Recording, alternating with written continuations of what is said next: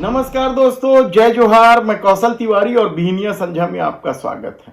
राजनांदगांव में पुलिस भर्ती को लेकर जो एसआईटी का गठन हुआ था उसकी प्रारंभिक रिपोर्ट आ गई है और प्रारंभिक रिपोर्ट बेहद ही हैरान कर देने वाली है। हम यह बात इसलिए कह रहे हैं क्योंकि जो रिपोर्ट आई है उसमें जिस आरक्षक अनिल कुमार रत्नाकर ने आत्महत्या की थी उस पर ही सारा दोष मढ़ दिया गया है। ये अच्छा खेल है, जो मर गया है, जो कुछ नहीं बोल सकता है, उस पर ही सारी बातें डाल दी जाए। एसआईटी ने अपने प्रारंभिक रिपोर्ट में कहा है कि बड़े अधिकारियों की संलिप्तता नहीं पाई गई है, जबकि आरक्षक अनिल रत्नाकर उसने अपनी हथेली पर बड़े अधिकारियों के शामिल होने का दावा किया था। एसआईटी हालांकि यह अपने आप को बचाने के लिए यह कह रही है कि मृतक के मोबाइल से जो बात हुई है, किन किन लोगों की बात हुई है, इसकी डिटेल नहीं मिल पाई है और डिटेल नहीं मिली है और प्रारंभिक रिपोर्ट में सब क्लीन चिट हो गया।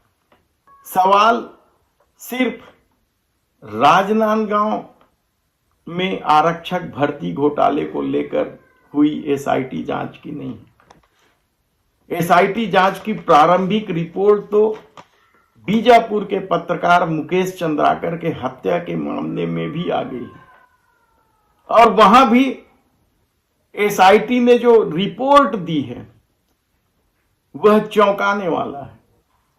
27 दिसंबर को यानी 31 की रात को हत्या हुई मुकेश चंद्राकर की और 27 दिसंबर को जो बड़ा ट्रांजैक्शन बैंक में हुआ है वह पैसा कहां है, किसको मिला है, एसआईटी नहीं ढूंढ पाई। इसके अलावा जिस तरह की प्रारंभिक रिपोर्ट है उसमें जो गिरफ्तार हैं उतने ही लोगों के नाम सामने आने की बात कर रहे हैं।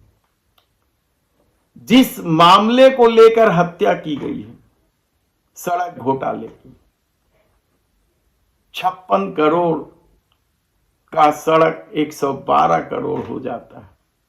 80-90% पेमेंट बगैर काम के दे दिया जाता है और उसके बाद भी हैरानी की बात यह है कि एसआईटी ने उस दिशा में कदम ही नहीं बढ़ाया। तो उसकी जांच कौन करेगा? तो क्या इस पूरे खेल में सत्ता पक्ष से जुड़े बड़े लोग शामिल थे? दोनों ही एसआईटी रिपोर्ट को देखकर पहली नजर में तो यही लगता है कि क्या एसआईटी जांच के नाम पर बड़े अधिकारियों को बचाने का खेल हुआ है। लोगों के गुस्से को तो शांत करने के लिए समिति अब तक बनाई जाती रही है, लेकिन क्या एसआईटी जांच सिर्फ इसलिए बनाई गई कि बड़े लोगों को बचाया जा सके? और यह आरोप इसलिए लग रहा है क्योंकि एसआईटी का जैसे ही गठन हुआ था बीजापुर वाले मामले में, वैसे ही उस पर संदेह जाहिर किया गया था कि यदि वहीं के लोग जांच कर रहे हैं तो फिर न्याय कैसे होगा। और दोनों ही जगह के प्रारंभिक रिपोर्ट में जिस तरह से एसआईटी ने दावा किया है या रिपोर्ट पेश की है, उससे कई सवाल खड़े होने लगे हैं। ये ठीक है, आरक्षक अनिल कुमार ने आत्महत्या की है, उस आरक्षक ने पैसा लिया हो, पैसा देने वालों के दबाव की वजह से ही आत्महत्या किया होगा, लेकिन एक आरक्षक नंबरों पर इतना बड़ा खेल बगैर उच्चाधिकारियों के जानकारी का तो नहीं कर सकता।